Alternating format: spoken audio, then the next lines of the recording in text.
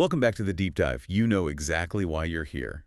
You gave us the raw data, the box scores, the play-by-play logs, the statistical guts. And our mission is to tear them apart and find the true story that the final score always, always tries to hide. It does. Today, we are sinking our teeth into a specific college basketball game that, on paper, looks like a standard thriller. Yeah. Kentucky 75, LSU 74. It looks like a nail-biter, absolutely. A one-point conference game played in the electric environment of the Maravich Assembly Center. Right. But if you were looking at the live score tracking for, say, the first 35 minutes of this contest, you would have laughed at anyone who suggested it would end this way. Oh, completely. This is not just a close game. This is the statistical anatomy of a stunning, a near-impossible rally. Exactly. Our mission today is pure forensics. We are unpacking those logs from the January 14, 2026 game to understand the engineering, the strategy, and, the sheer variance required for Kentucky to pull this off. UKY, yeah. They were down 16 points at halftime. And even more staggeringly, down 18 points early in the second half. This isn't just about who won. It's about the math of momentum. And if you listen to nothing else in this deep dive, you have to hold on to this one single powerful insight because it defines the entire narrative. Okay. LSU led this basketball game for 35 minutes and 38 seconds of the 40 minutes played. Wow. 35 minutes. Kentucky, the team that won, led for a grand total of 1 minute and 10 seconds. 1 minute. That's it. The game was tied for the other 3 minutes and 13 seconds. 1 minute and 10 seconds. That single data point tells you everything you need to know about how maximized, how ruthlessly efficient, and just how late this comeback truly was. It had to be. It proves the comeback wasn't just completed. It was like perfectly timed to hit the final buzzer. And we're going to trace every single metric that allowed them to achieve that perfect timing. Let's do it. Okay, let's unpack this statistical chasm, because the difference between the first 20 minutes and the final 20 minutes is so massive, it almost suggests two entirely different teams took the court for UKY. That's the most compelling part of this source material, I think. We have a clear demarcation line. Halftime. Yeah. Let's just look at the raw scoring first.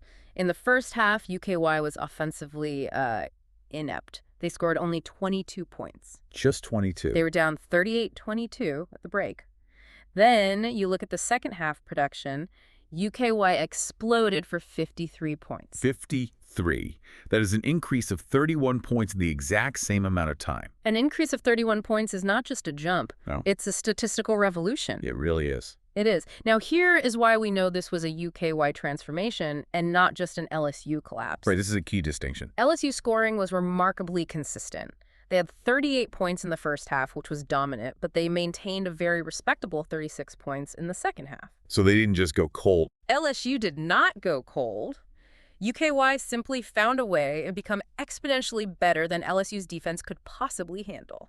That distinction is so crucial because when a team loses a big lead, we often blame the leading team for poor offense or for, taking their foot off the gas. But here, the sources show LSU maintained a 36-point offensive output in the second half. Kentucky had to essentially outscore an efficient team by 17 points in just 20 minutes. And that leads us directly to the most powerful metric in this entire deep dive. Okay. Efficiency, specifically points per possession or per pass. Right. For those of you less familiar with advanced metrics, per pass essentially measures how many points a team scores every time they run an offensive set, and that includes possessions that end in turnovers. So it's the ultimate measure of how effective your offense is, really. It's the ultimate measure of offensive effectiveness. But tell us about UKY's first half per pass number. It was abysmal, 0.647. 0.647. What does that actually mean in context? Well, let's put that into context. If you look across the entire spectrum of NCAA Division I basketball, a per-pass number of 0.647 would place you among the absolute worst, least efficient, most stagnant offenses in the country. So, like, bottom of the barrel. Bottom of the barrel. That's the offense of a team that is missing layups, failing to execute plays, turning the ball over constantly. It is statistically painful to watch. And LSU? LSU, by contrast, was operating at a highly efficient 1.152 points per possession in that first frame. Which is elite. That is an elite level of offense. Okay, so 0.647, the statistical seller. Now brace yourself for the second half. because UKY's per pass efficiency, it's skyrocketed to 1.606. This is the statistical fingerprint of the comeback, and it demands our full attention. It has to. Going from 0.647 to 1.606 is not just unheard of, it is fundamentally changing the nature of how the game is played. It's a different sport at that point. It is. Analogously, 0.647 is roughly what the worst defensive team in the NCAA produces. 1.606, however, is approaching the theoretical maximum efficiency for a high-level basketball team. Wow.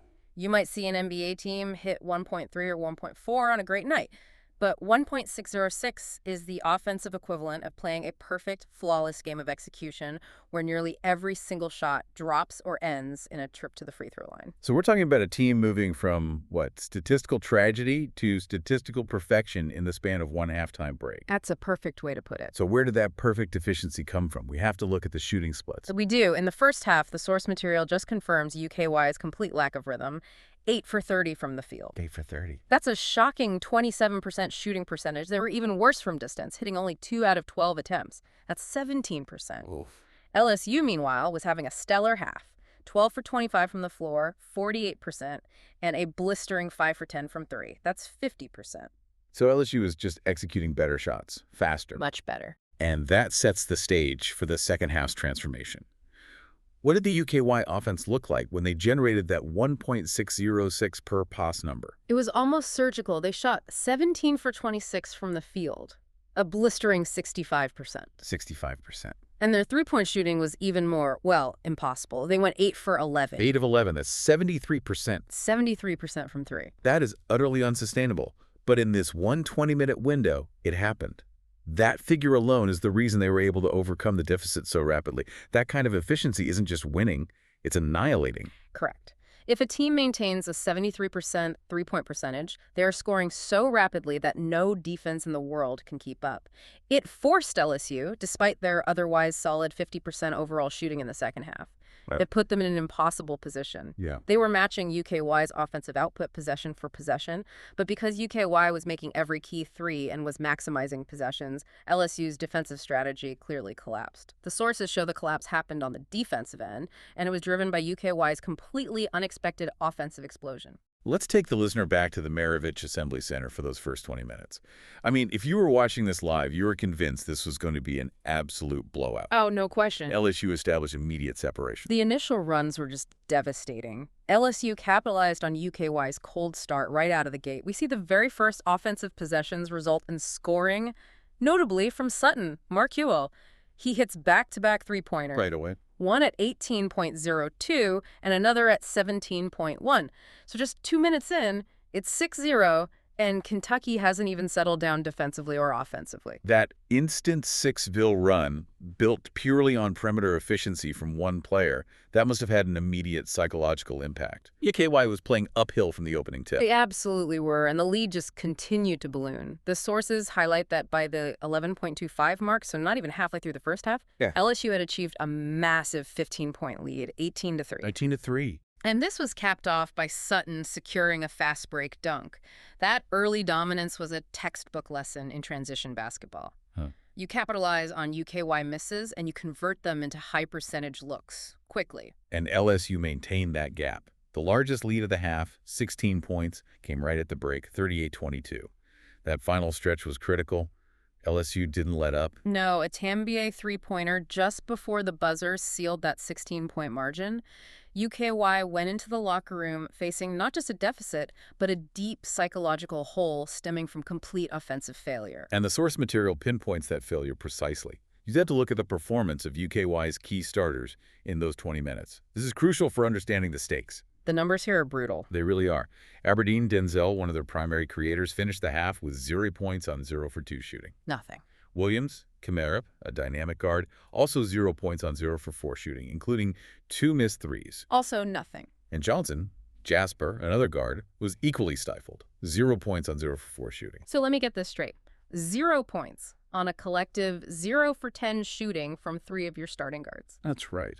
That kind of collective failure from your primary ball handlers and shot creators suggests LSU's defensive game plan was executed flawlessly. They were denying penetration, forcing contested jumpers, and likely switching aggressively on screens to prevent any kind of rhythm. So for the coaching staff, the question during halftime wouldn't have been, what are we doing wrong? It would have been, how are we even going to generate a single clean look? That's exactly it. So if the starters were completely shut out, who was doing the marginal scoring that prevented this from becoming like a 25-point lead? It came down to the bench, really, and the high-energy players willing to pin their heads down and just attack. Jelovic, Andrija, he managed 6 points on an efficient 2-for-3 shooting, including a through. Okay. Away, Ortega also contributed 6 points, often by getting to the line or scoring in the mid-range. And critically, bench players Chandler and Diobate provided UK's only 2 made field goals in the last 5 minutes of the half. Wow, so they were just surviving on scraps. Complete scraps. Meanwhile, LSU was riding a single star. Sutton, Markeel, was the engine of that initial separation. Sutton was, he was unstoppable. He finished the half with 14 points on hyper-efficient 5-for-8 field goal shooting, including 3-for-4 from 3. That's incredible. When a player who is known for volume scoring gets that efficient early on, it just accelerates the lead. He set the pace, hitting shots early to create space, and then was rewarded with that fast break dunk when UKI tried to press. And the sources confirm LSU was playing beautifully as a team, too. They recorded 8 assists on their 12 made field goals. That's a 66% assist rate. It indicates fluid, unselfish ball movement and excellent shot selection. And their defense. Equally punishing. LSU registered 4 blocks and 2 steals, just defensively punctuating UKY's struggles. We see Miller III getting a block right at the halftime buzzer, denying Chandler a crucial layup. A buzzer beater block. These moments aren't just one block, they are psychological statements. Yeah. They're snuffing out hope right as UKY tried to gain just a sliver of momentum before the break. Yep. The entire first 20 minutes were a comprehensive, strategic, and statistical domination by LSU. So halftime ends. Kentucky is down 16. The atmosphere in that building must have been tense. And as we mentioned, it got worse before it got better. It did. LSU immediately extended their lead to the game's high water mark. Yes. Just 38 seconds into the second half, 19.22 on the clock, McKinnon drew a foul and converted 2 free throws. That pushed the lead to 18 points. 40-22. 18 points. This is the moment statistically where the game should have been over. An 18-point lead against a team that couldn't break .65 per pass in the first half should be insurmountable. But this 18-point deficit is where the rally, what we call the statistical correction, actually begins. UKY didn't try to chip away slowly. They attacked with extreme prejudice, and they did it from distance. The initial flurry is breathtaking when you read the play-by-play. Between 18.57 and 17.06, UKY hit 3 rapid-fire three-pointers. This sequence was clearly designed to break LSU's confidence immediately. So who delivered those first strikes? Critically, it was the starters who were completely neutralized in the first half. The guys who were 0 for 10. Those guys. First, Aberdeen, the scoreless guard, hits a 3 at 18.57, assisted by Moreno. That is the first sign of life. Okay. Then Jelovic hits 1 at 17.37, assisted by Williams. And finally, Williams, another guard with 0 points previously, hits a 3 at 17.06, assisted by Garrison. And that's 9 quick points, all from three-point range, all from players who were statistical ghosts in the first half. That sequence cuts the deficit from 17 down to just 8 points, 42-34, in less than 2 minutes of play. It's an instantaneous 12-point run if you count the points they prevented LSU from scoring, and it completely validates the coaching adjustments made during the break. This is where we shift from describing what happened to analyzing how the statistical profile of the game just fundamentally changed.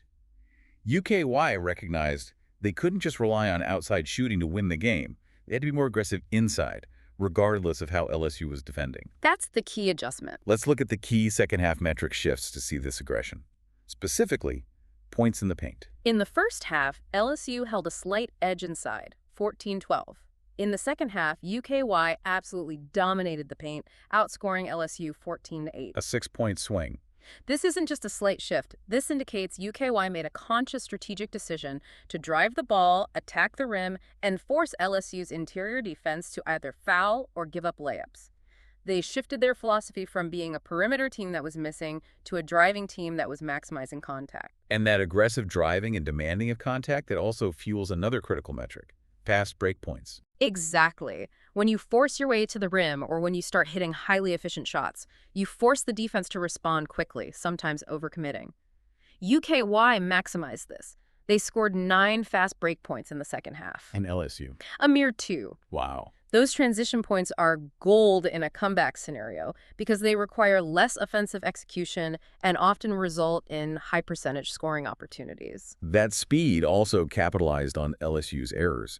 Turnovers became a major problem for the home team under all that pressure. They did. LSU committed 6 turnovers in the second half. Now, that's not an outrageous number on its own, but the key is what UKY did with those possessions. Right, the conversion. UKY was ruthless. They converted those 6 turnovers into 10 points off turnovers. Yeah. LSU, by contrast, only managed 6 points off UKY's 4 turnovers in the second half. So every LSU mistake became a UKY score. That efficiency conversion is just vital. It is. And what about offensive rebounding? Were they able to sustain possession when they did miss, which wasn't often? Yes. UKY grabbed 3 offensive rebounds in the second half, and they converted them into 7 crucial second chance points. 7 points off 3 boards. That's great conversion. It is. LSU also got 3 offensive rebounds, but only managed 4 second chance points. This demonstrates that UKY was not only generating more shots, but was also maximizing the conversion rate of those second chance opportunities. They weren't settling for a quick jumper, they were finding a layup or a trip to the foul line.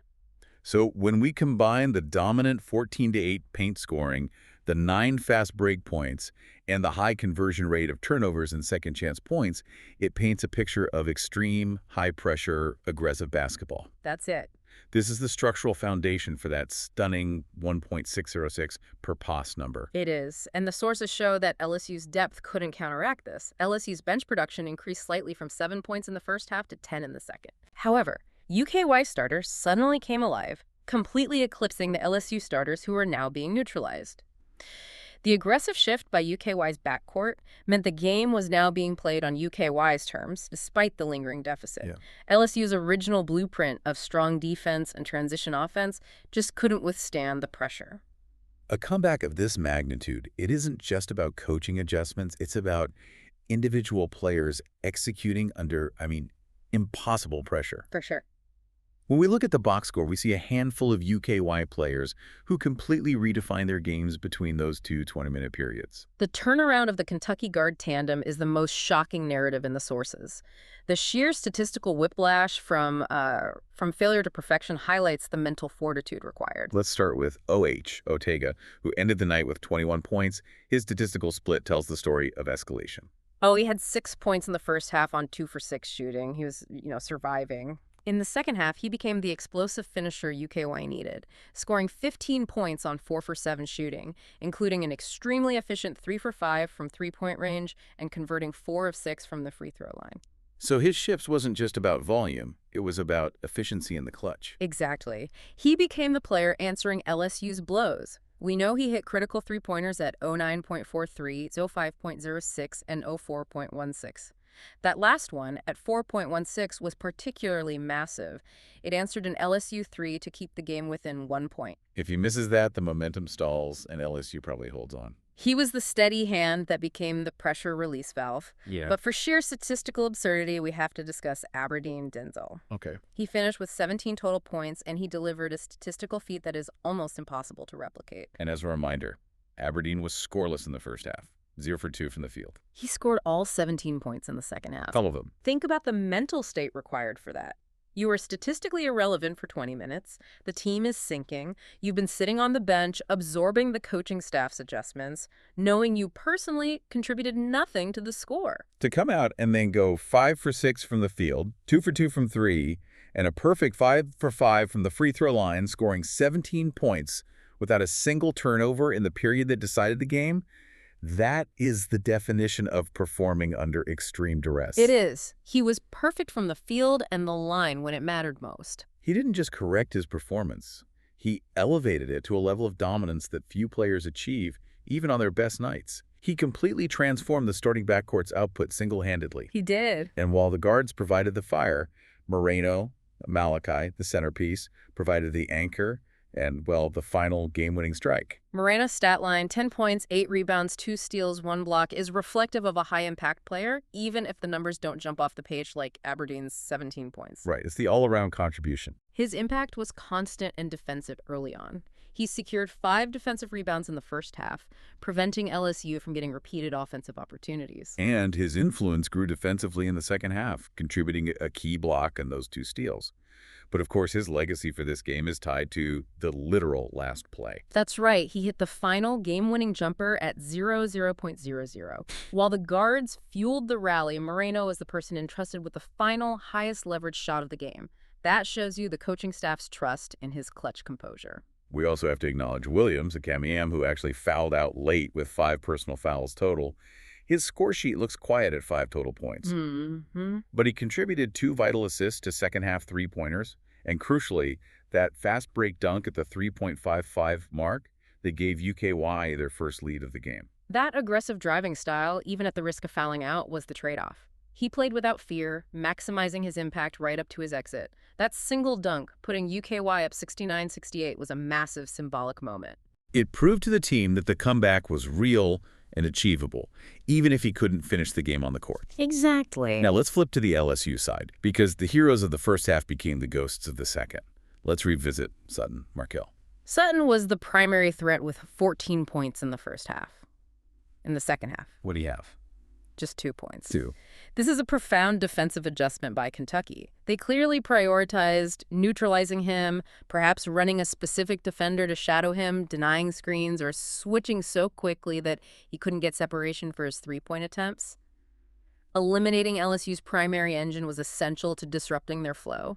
And while McKinnon, Max, scored 11 points in the second half, he was extremely inefficient overall, finishing the game 4 for 16 from the field. Ouch. He relied heavily on drawing contact to stay relevant, converting a perfect 6 for 6 from the free throw line in the second half. His 4 for 16 suggests UKY was forcing him into difficult contested shots. He was taking the shots, but the efficiency was poor. He was trying to carry the offensive load after Sutton was neutralized, but he was doing it with lower quality looks. Yeah. And the difference couldn't be starker. UKY's star guards found historic efficiency. LSU's star scorer was shut down, forcing their secondary players into inefficient volume scoring. We have laid the foundation, the statistical anomaly, the coaching adjustments, and the individual turnarounds. Now we enter the final 4 minutes of the game, the point where all that built-up efficiency had to translate into actual lead changes and a win. This sequence is pure drama. Every single possession carries the weight of 35 minutes of previous dominance. We need to look at the subtle plays that set the table for the final minute of chaos. One of the first major emotional hurdles for LSU was around the 11-minute mark, right? Exactly. At 11.36, Jelavic and Derija delivered a massive defensive play. He blocked a Tambier layup attempt. That block denied LSU 2 points and a chance to stabilize what was then a 10-point lead. That defensive stop immediately led to the other end of the floor, where Aberdeen secured a trip to the free throw line, cutting the lead to 6 points, 52-46. So that's a game-changing sequence. You deny a score, and you convert on the other end, totaling nearly a 10-point shift in potential momentum. A huge swing. Okay, let's go directly into the final 4 minutes, which was essentially a flurry of lead changes, fouls, and high-pressure shots. We can pick it up at 4.37. LSU is trying to seal the deal. Reese hits a huge three-pointer for LSU. That pushes the lead back to 4 points, 68-64. And at that moment, LSU is breathing a sigh of relief. This is the moment they needed to stop the bleeding. But UK refuses to let LSU celebrate. 21 seconds later, at 4.16, OE answers with his own three-pointer. It's 68-67. Back to a one-point game. The emotional energy in that building must have been palpable. Oh, for sure. And LSU is feeling the heat now. They need a clean possession to settle things down, but the pressure cooker forces a mistake. At 3.57, King Rashad commits a critical turnover, a bad pass. And who gets it? Williams, Karam, who we discussed was playing highly aggressively, he secures the steal. That steal, just 2 seconds later, leads to the pivotal moment at 3.55. Williams converts the steal into a fast break dunk. And the score is 68-69. That is the first time UKY has led the entire game. After 35 minutes and 38 seconds of trailing, they finally broke through. But LSU showed some grit. They didn't panic for long.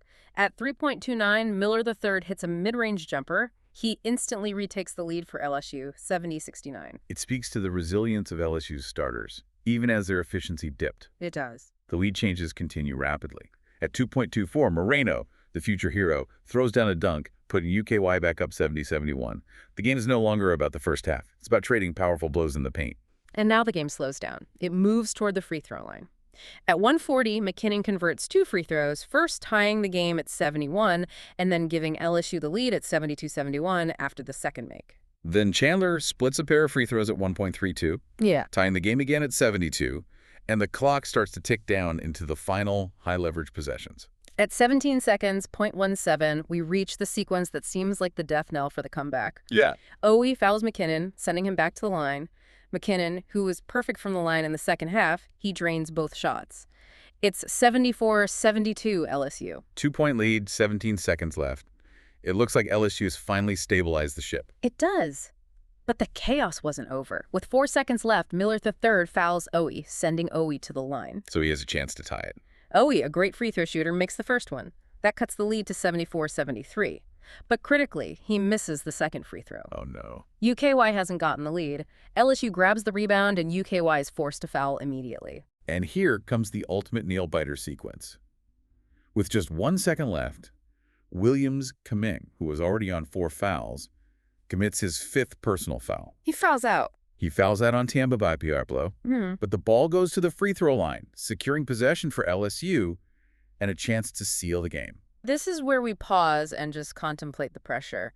Tambia, Pablo steps up with 1 second on the clock. If he makes one, the game is 75-73, and UKY needs a miracle three-pointer. If he makes both, it's 76-73, and the game is definitively over. And given LSU's game average of 67.9% from the line, you expect at least one make. You have to. You do. But Tambi misses both critical free throws. Does him. The miss of the first shot just compounds the pressure on the second. The source material captures the essence of the collapse here. It's not just a miss, it's a double miss in the highest leverage situation possible, directly contradicting the team's overall season efficiency. And because of those misses, Otega, who had just missed his own game-tying free throw, grabs the defensive rebound with literally no time to spare. UKY calls a timeout. They advance the ball to half court. One last chance. The clock restarts for the final sequence. LSU's defense knows exactly what's coming, but UKY executes flawlessly, capitalizing on the psychological shock of those missed free throws. Moreno, Malachi catches the ball on a fast break, assisted by Chandler, and delivers the game-winning jumper. The shot falls precisely as the buzzer sounds. 75-74. UKY wins by 1 point, securing victory in literally the only 1 minute and 10 seconds they held the lead all night. Incredible. The entire statistical aberration of the second half, the 73% three-point shooting, the aggressive paint attack, was all designed to put them in position for that very last crucial 0.02 possession. What an incredible breakdown. I mean, if you ever want a case study on how extreme variance can override long-term dominance in a single event, this is it. This is the one. This deep dive illustrates a complete statistical transformation. Kentucky turning a statistically horrific 27% shooting performance in the first half into a near-perfect 65% shooting performance in the second. And this wasn't accidental. It was a targeted effort. The vanishing act of Sutton, Markell scoring 14 points down to 2, proves that UKY's defensive adjustments were the silent partner to the offensive explosion. The game was won by maximizing every single possession in the final 20 minutes, culminating in the only lead that mattered. The final one. So what does this all mean for you, the learner? This deep dive shows that statistical data, when you break it down by time segments, provides far more than just a summary. Yeah. When you isolate the half-by-half efficiency, specifically that jump from 0.647 to 1.606 per pass, it clearly outlines the precise moment and the exact mathematical requirements of how that momentum shifted. It wasn't magic. It was radical 20-minute engineering. The ability to execute a perfect scoring storm when you're faced with an 18-point deficit is a rare feat. It proves that maximizing efficiency for a short duration can completely negate 35 minutes of previous strategic dominance. It's not about being the better team overall. No, it's about being the perfect team when the clock demands it. We end today with a provocative thought. Something that asks you to move beyond the metrics we've analyzed and consider the human element. We discussed how Pablo missed 2 crucial free throws with 1 second left, preventing LSU from sealing the win. Given LSU's overall strong free throw percentage, those misses are statistically anomalous. So Was it the lingering realization that they had just given up an 18-point lead, creating a crisis of confidence? Did the roar of the UKY crowd, suddenly realizing they had a chance, overwhelm the shooter's focus? Right. The data tells us what happened, the 2 misses, but understanding the context of that massive second-half psychological collapse is the only way to truly understand why those 2 final critical points remained elusive. Exactly. The narrative lives between the numbers. Thank you for joining us for the deep dive. Keep looking for those hidden stories in the data you encounter daily. Yeah. Ball game, I'm the reason that they all came. I'm headed to the Hall of Fame. Best believe that I'll never have an off game. Got a soft touch on the big stage. End of the game, so clutch. Lockdown D so deadly. Hit half court shots as the warm up. It ain't hard. I'm the one that you can't guard. Got a feeling that I can't lose, I can't stop. Money with the bank shot. Number 1 draft pick. Mind blowing. Ain't no slowing when I'm going to the basket. I'm balling out. MVP they calling out. Like Kobe, you know me. You're better than show me. I'm standing on the stage with the trophy. I've been around. I'm an OG. Retiring my jersey. Street credit so athletic. Guarantee a victory. You want to win? Better stick with me. When the rock's out, I box out. In the lead when the clock's out. There never was any doubt. I'm here to get the win, then I'm in and out. I play ball in the playoffs. Your game's off, you remain soft. I ball's hard, I'm an all-star. I'm pumped off in a jump ball. So what's up? I'm on top and it can't be touched, bruh. I shine like a skylight. Get it poppin', top 10 highlight. On the playground, I raise up, make 'em lay down. The alley-oop, sit back, watch daddy hoop. I'm putting on for the city. My jump shot is so pretty, I'm a winner. Catch me on Sports Center like a free throw. All about the team, not about my ego.